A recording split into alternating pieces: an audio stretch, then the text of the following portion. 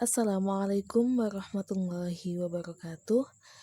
Kami dari kelompok 11 yang beranggotakan Muhammad Arif Fauzi, Apriyani, Usadati Umaro akan menjelaskan sedikit tentang aplikasi fonologi dalam penelitian.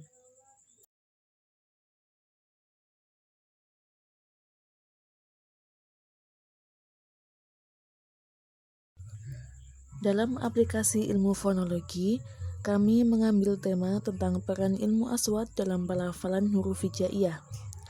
Seperti yang kita ketahui bahwa ilmu aswat atau fonologi adalah ilmu yang mempelajari bunyi kebahasaan dari sisi sifat keluarnya bunyi, cara mengucapkannya dan membedakan suatu suara dengan suara yang lain karena sifat-sifatnya yang bermacam-macam. Ilmu aswat merupakan cabang dari ilmu linguistik umum yang menitikberatkan pada kajian pengucapan. Pada saat kita mempelajari pengucapan tersebut, maka akan memunculkan ucapan-ucapan yang berbeda-beda dari setiap sudut.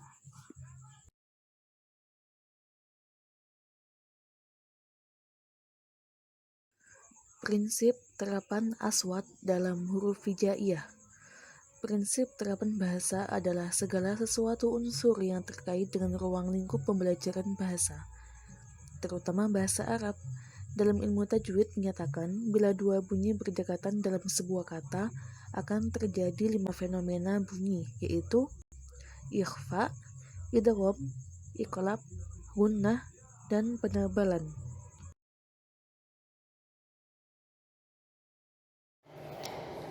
Baik, mengenai kesalahan aswat yang sering terjadi pada pelafalan hijaiyah. Nah, untuk kesalahan aswat ini, itu tuh terjadinya itu pada tatanan bunyi. Nah, dan tatanan bunyi itu baik dari level huruf, kata, frasa, klausa, ataupun kalimatnya. Mengenai kesalahan ini itu hanya dapat terjadi dalam penggunaan bahasa lisan atau berbicara dan mendengar. Dalam pembelajaran bahasa Arab bagi orang Indonesia, kesalahan fonologis banyak terjadi pada huruf yang sulit dilafalkan, seperti huruf qaf, ain, shin, dal, dan lain sebagainya. Seperti orang Jawa kan ya biasanya menyebutkan huruf ain itu ngain. Nah itu kalau ditinjau dari ilmu aswat itu salah, nggak memenuhi kaidah aswat. Terus dalam sebuah penelitian itu pembelajar banyak melakukan kesalahan fonologis pada huruf dot dan ain. Nah, karena memang dua huruf ini kan memang sangat susah ya diucapkan bagi pemula. Baik yang sudah belajar pun terkadang masih sulit untuk melafalkan kedua huruf ini. Nah, kenapa demikian? Karena dua huruf tersebut itu merupakan huruf yang ada dalam bahasa Arab tetapi tidak ada dalam bahasa Indonesia. Hal ini pun menjadi salah satu penyebab kesalahan fonologis dalam keterampilan membaca. Jarang kan kita bukan jarang lagi, memang tidak ada ya dalam bahasa Indonesia itu huruf dot dan juga ain. Jadi karena orang Indonesia tidak terbiasa, jadi ketika mengucapkan itu sering melakukan kesalahan.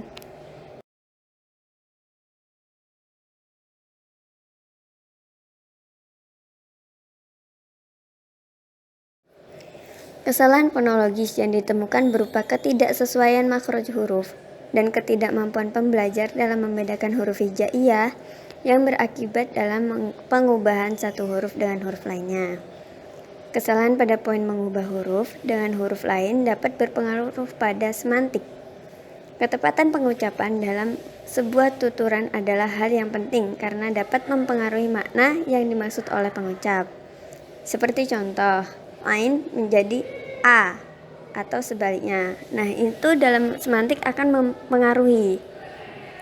Kemudian kesalahan huruf dot menjadi huruf do. Huruf dot dideskripsikan sebagai konsonan yang keluar dari ujung lidah dan bertemu dengan gigi, maka disebut dengan apikodental. Adapun beberapa sifat huruf dot yaitu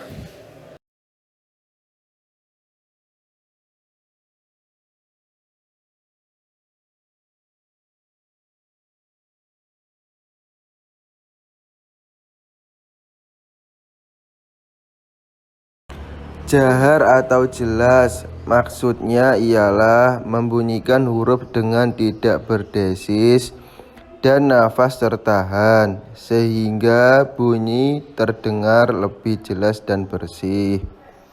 Rahawah atau lunak, maksudnya membunyikan huruf dengan suara terdepas. Istilah atau terangkat, maksudnya membunyikan huruf dengan pangkal lidah ke langit-langit mulut sehingga bunyi huruf menjadi lebih tinggi, tebal, dan berat. Idba atau tertutup, maksudnya membunyikan huruf dengan melengkung keliling lidah ke langit-langit mulut sehingga bunyinya lebih besar dan berat.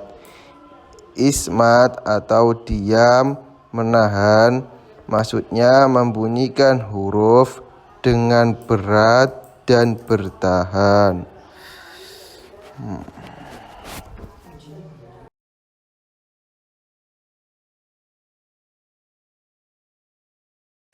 Cukup sekian penjelasan dari kami tentang aplikasi fonologi dalam penelitian. Apabila ada salah-salah kata dalam penjelasan kami mohon maaf sebesar-besarnya. Akhirul kalam. Wassalamualaikum warahmatullahi wabarakatuh.